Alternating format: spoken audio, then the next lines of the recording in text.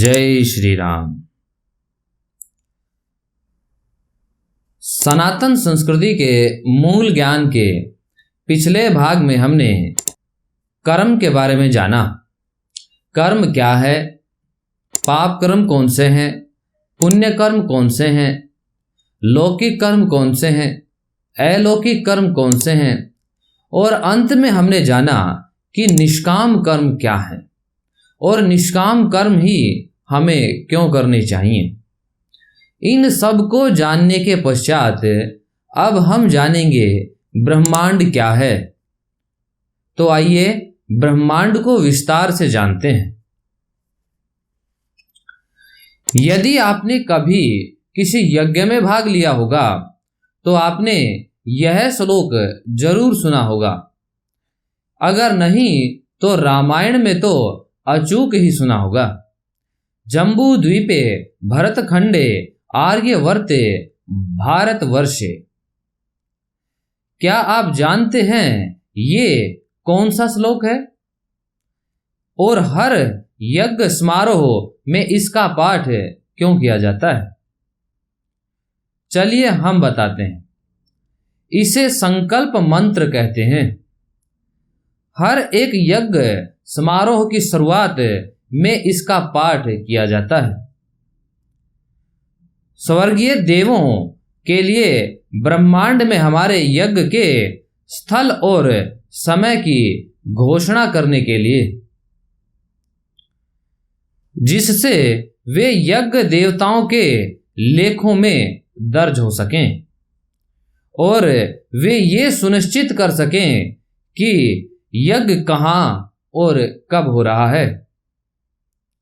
हालांकि हम इस श्लोक को समझने के लिए अपने ब्रह्मांड की संरचना को समझने की जरूरत है। तो आइए जानते हैं।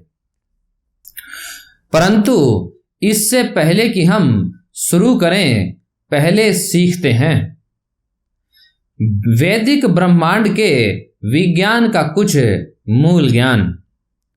हम मनुष्य संपूर्ण ब्रह्मांड के अस्तित्व में से उतने ही भाग को देख सकते हैं और समझ सकते हैं जितना हमारी भौतिक इंद्रियों द्वारा देख और समझने के लिए बनाया गया है, और उसको भी हम ठीक से वैसे ही देखेंगे और समझेंगे जैसे देवी देवता हमें दिखाना और समझना चाहते हैं। हमारी भौतिक इंद्रियां अस्तित्व को केवल 3 डायमेंशंस अर्थात आयाम में ही देख सकते हैं। बाकी के डायमेंशंस को हमारी इंद्रियां सीमित इंद्रियों के माध्यम से नहीं देखा जा सकता।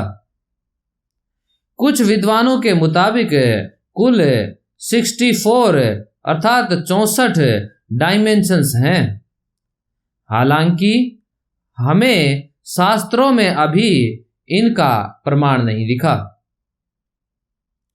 मनुष्य दृष्टि केवल अस्तित्व के स्थूल पहलुओं को ही देख सकती है, जो कि दिव्य दृष्टि की तुलना में ब्रह्मांड का बहुत ही कम वितरण है। जबकि दिव्य दृष्टि ब्रह्मांड के ज्यादातर डायमेंशंस और उनके सूक्ष्म पहलुओं को देख सकती है।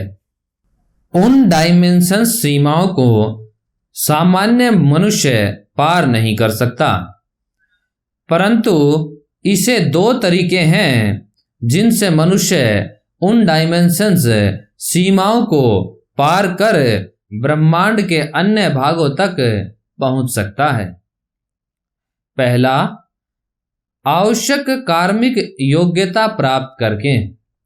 दूसरा, किसी ऐसे व्यक्ति का आशीर्वाद प्राप्त करके जिसके पास पहले से ही वो कार्मिक योग्यता हो, जैसे कि देवता, पूज्य ऋषि इत्यादि।